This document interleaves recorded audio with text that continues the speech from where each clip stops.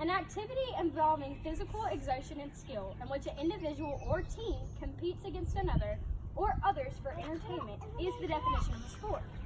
So why do people still say gymnastics isn't a sport? According to the definition, gymnastics is just as much a sport as football, and I think we can all agree football is a sport, and a very nationally loved one at that. So today, I'm going to show you how gymnastics is by definition a sport and compare gymnastics to football. Some people will say a sport must contain a referee to judge the game and thinks that gymnastics don't have referees. But in a way, a judge is just like a referee.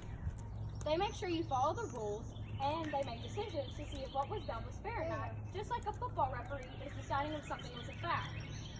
So what's the difference between the two? There really isn't one. It's just another name we use to define something.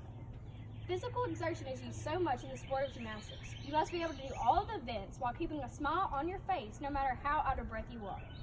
Some of the gymnastics events include bars, beam, floor, and vault. Each event requires different muscles, different technique, and different mental and physical skills. On beam, you must have amazing balance while turning and do flips. You can't be scared to fall off or you'll never go for a skill. On bars, you must have upper body strength and core strength to flip around a bar and pull yourself over it. Floor, you must have the speed to get your body high enough in the air to do a flip and rotate without second guessing yourself in the middle while getting through the rest of the dance, flips, leaps, and turns. And lastly, vault, probably one of the scariest events due to your running and throwing yourself at a stationary object. You must have speed, strength, and the mental ability to throw yourself at a large object that can hurt you if you freak out in the middle. Physical exertion is also used in the sport of football. They run and catch a ball, and they have to condition just as hard as gymnasts. Football is a tough sport, I have to agree with many on that. While ramming other players and catching the ball without being tackled, scoring a touchdown seems almost impossible, but somehow they manage to do it.